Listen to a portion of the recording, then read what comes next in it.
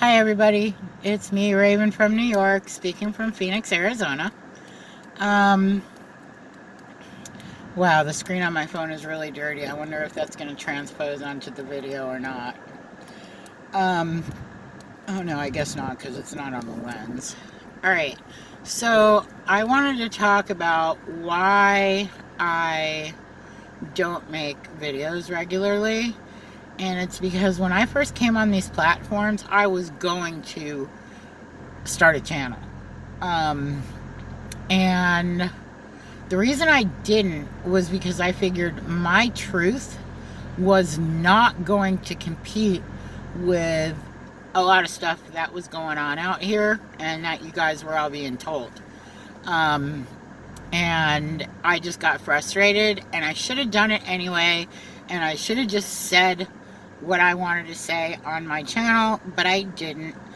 And now I'm at the point where I really don't care too much anymore, because I'm trying to get out of this just like everybody else. Um, and I'm probably going to end up in deeper before I get out of this, because after the first of the year, I'm going to start driving a black Suburban every um, uh, 3 days a week to start learning the ropes on the slow nights and to see what I can do out there, because I'm going to be able to be on every platform, including black, when I get into the SUV. Um, so, uh, and for those of you in Phoenix that know there's no black partnerships available, well, my dad has one because he was in the loop when Uber first came to town, and they approached all the high-end drivers. And so a bunch of his friends had black partnerships, and he ended up buying one for $450 when one became available. Okay, so we're just waiting to find out if his 2013 black Suburban is going to still be allowed to be on that platform for Uber Black, or whether we're going to have to buy a new one, or a newer one.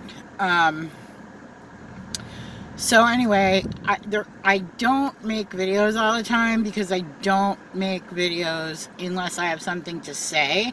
I mean, pretty much everybody out there is covering something and has an angle. I actually do have an angle for this channel, but I haven't started yet. And it's going to be called Memoirs of a Cab Driver. Where I'm going to tell my whole story, how it all started and all that, and the history of the transportation industry over the last 30 years in Phoenix, Arizona. And maybe it'll fly, maybe it won't, but I am doing other things, like I am going to be putting a new house on my property, building a tiny home, and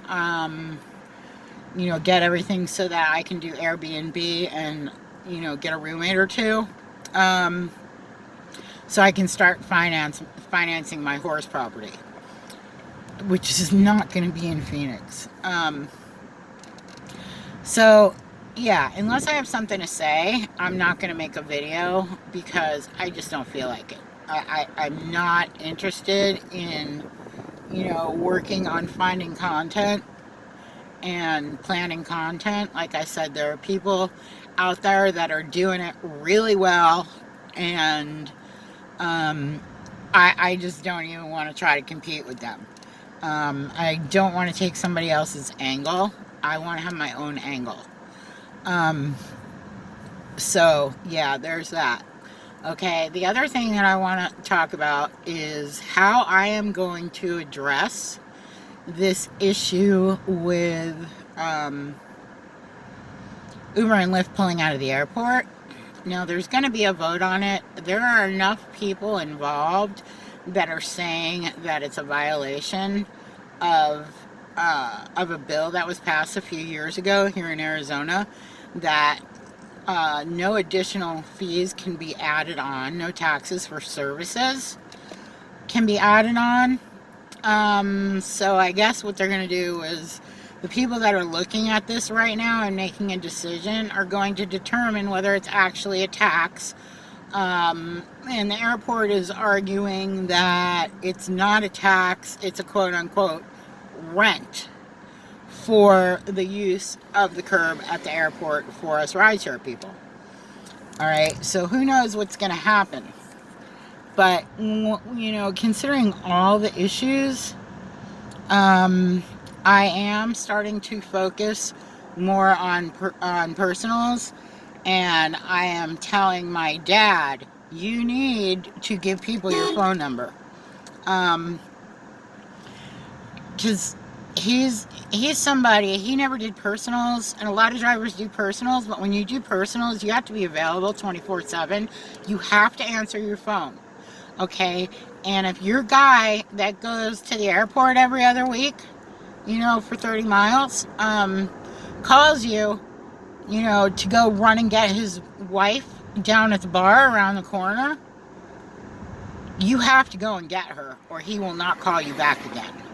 So, until you really have established a long-term relationship with these people, you cannot ever decline a ride from them, or you're going to lose them. And that's just the way that it is. Once you've established a relationship with them and you've been driving for them for some time, and, they kind of sort of become, a business associate or a friend, then you can, if you're in a situation, you can decline them. Okay, we all have networks of drivers who we trust, who we can call on the phone and say, I need you to go pick somebody up for me. But you have to be really, really careful what drivers you give your personal customers to when you're in a bind. Because a lot of them, if it's not somebody you trust, they're going to try to steal your personal. It's just the way that it is. Because they're the best rides of any rides. Because they're the people that you want in your car. They're the people that you want to go pick up. They're the people that are going places. And they're the people that you like and have some sort of a rapport with. So yeah, I'm actually at the airport right now because I am waiting for somebody to land for the guy that I leased my Prius from, because he went to the bowl game. I don't even know who's playing. I don't care. I'm not going near there. I don't care how much it surges. There's plenty of work in the rest of the city. So yeah.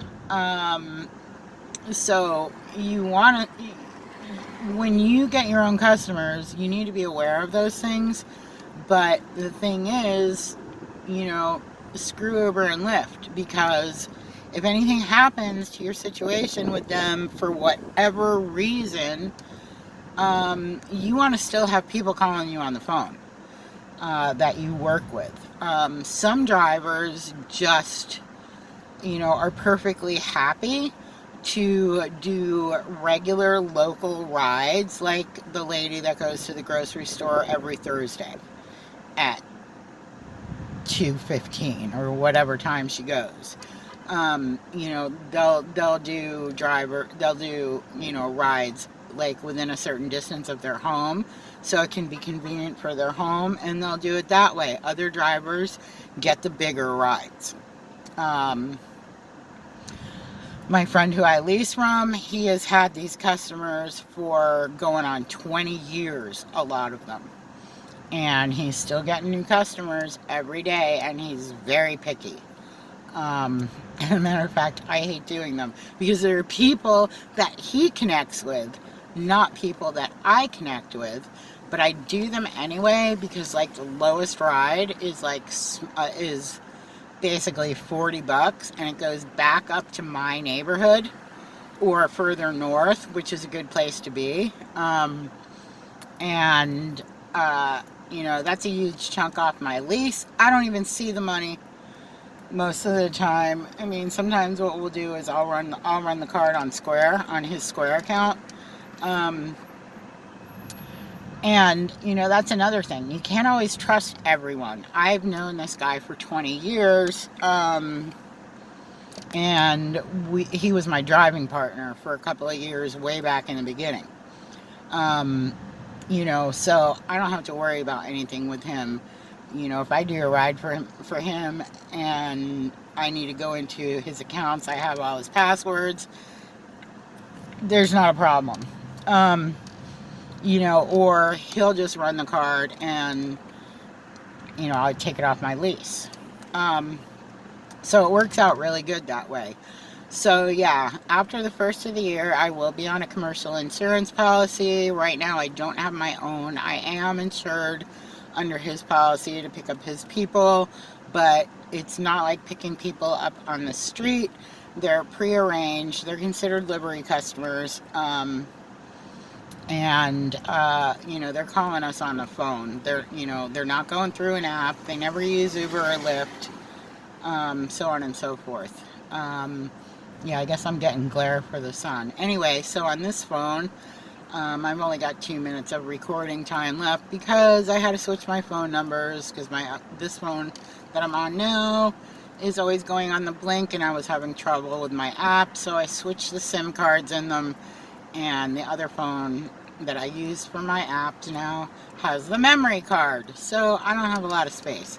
So anyway, yeah, that's that. After the weekend, I am going to do another video that compares what I made last week when Uber was running a quest bonus and a consecutive trip bonus versus what I made this week when Uber was not running a quest and or consecutive trip bonus. All right, everybody, thanks for listening. Please like and subscribe. I'll see you later.